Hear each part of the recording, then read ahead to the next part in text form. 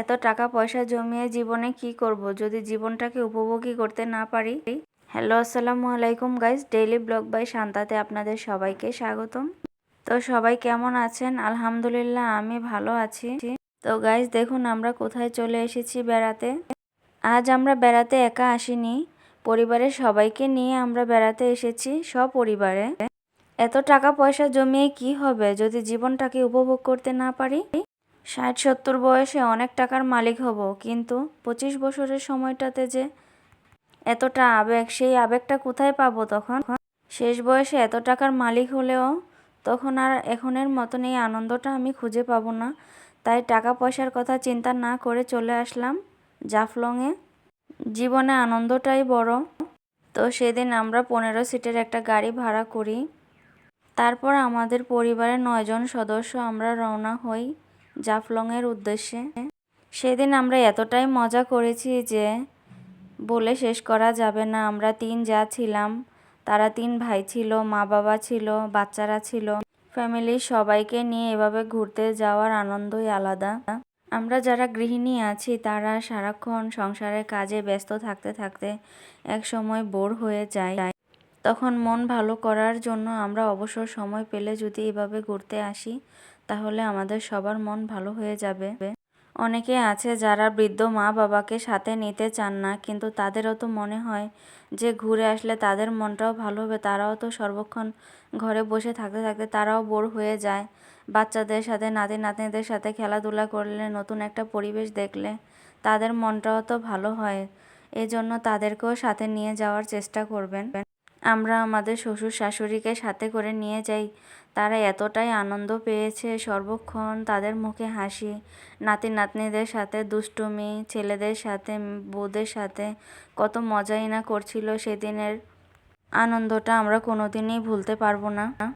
এভাবে সপরিবারে বেড়াতে যাওয়ার আনন্দটা আমাদের মনের মাঝে স্মৃতি হয়ে থাকবে সারা জীবন। তো আমরা গাড়ি দিয়ে যাচ্ছিলাম, আর রাস্তার পাশের এই গাছগুলো দেখে আমার এতটাই ভালো লাগছিল।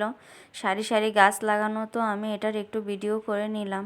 জাফলংয়ে গেলে আপনারা বর্ষাকালেই যাওয়ার চেষ্টা করবেন, কারণ বর্ষাকালে পানি থাকে। পানিতে নেমে বিভিন্ন ধরনের পাথরে বসে ছবি তোলা যায়।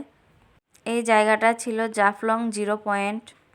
তারপর আপনারা যদি জাফলংয়ে মায়াবী ঝর্ণা দেখার অনেকটা ইচ্ছা থাকে, আপনারা যাবেন বর্ষাকালে, কারণ বর্ষাকালে গেলে আপনারা ঝর্ণার দৃশ্যটা দেখতে পাবেন। তারপর নৌকা দিয়ে ঘুরতে পারবেন। অনেকের সাঁতরানোর ইচ্ছা থাকলে আপনারা সাঁতারও কাটতে পারবেন। বর্ষার সিজনেই এই জায়গাটাতে বেশি আনন্দ করা যায়। অনেকে পানিতে নামারও শখ থাকে, তো বর্ষাকালে আসলেই ভালো হয়। আর অন্য সময় যদি যান, পানি থাকবে না আর তেমন আনন্দও করতে পারবেন না। আর সবাই অবশ্যই গাড়ি থেকে নেমে সানগ্লাস, টুপি এগুলো নিয়ে তারপর পাথরের এখানে যাবেন, কারণ এতটাই রোদ থাকে। তারপর পাথরগুলো গরম হয়ে পুরা শরীর একবারে গরম হয়ে যায়। বেশি সময় থাকতে পারবেন না ক্যাপ আর সানগ্লাস যদি না নিয়ে যান। আমরা সানগ্লাস নিতে ভুলে যাই, পরে সেখানে অনেক সানগ্লাস বিক্রেতা ছিল, তো তাদের কাছ থেকে আমরা সানগ্লাস কিনে নেই। সানগ্লাসটা তো পরলে চোখে ঠান্ডা লাগে, এতটা খারাপ লাগে না। কিন্তু রোদের জন্য আমরা যখন গিয়েছিলাম এতটাই গরম ছিল যে রোদের জন্য আমরা তাকাতেও পারছিলাম না। সেখানে রোদের এত পাওয়ার। আমার একটা কাহিনী বলি আপনাদের কাছে। আমি তো হিজাব পরে গিয়েছিলাম, তো হিজাবের নিচে একটা ইনার ক্যাপ পরেছি। ইনার ক্যাপের দাগটায় আমার ওই সমস্ত জায়গাটুকু দাগ হয়ে যায়, যতটুকু মানে খোলা ছিল মুখের। কপালের অর্ধেক আমার ফর্সা, অর্ধেক কালো হয়ে যায় রোদের তাপে। আর পাথরের উপর দিয়ে হাঁটা তো অসম্ভব এই রোদের মধ্যে। পাথরগুলোর মধ্যে অনেক সময় দেখা যায় ভালোভাবে বসানো থাকে না, তো অনেক সময় পড়ে যাওয়ারও আশঙ্কা থাকে। অবশ্যই একজন একজনকে ধরে তারপর হাঁটবেন। আর আমি আমার এগুলো বাস্তব অভিজ্ঞতা থেকে আপনাদেরকে বলছি। আর সেখানে সব জিনিসই ডাবল ডাবল দাম রাখে। আপনারা অবশ্যই এই জিনিসগুলো থেকে সতর্ক থাকবেন। আর নিজেদের মোবাইলটাকে অবশ্যই সেফে রাখবেন, কারণ ওইখানে অনেক ধরনের লোক যাওয়া আসা করে। এত ভিড়ের মাঝে মোবাইলটাকে যদি সাবধানে না রাখেন, ব্যাগটাকে সাবধানে না রাখেন, যে কোনো মুহূর্তে নিয়ে আপনি খুঁজে পাবেন না।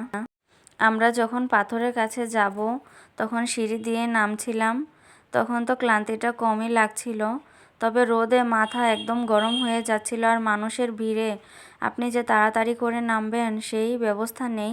এত মানুষের ভিড়ে একজন হারিয়ে গেলে পাওয়াও অনেকটা কষ্টকর, তাই অবশ্যই একজন আরেকজনের হাত ধরে আসা যাওয়া করবেন। এতটা সিঁড়ি দিয়েতে সুন্দর করে নামলাম, কিন্তু ওঠার সময় যে কি একটা অবস্থা বলে শেষ করা যাবে না।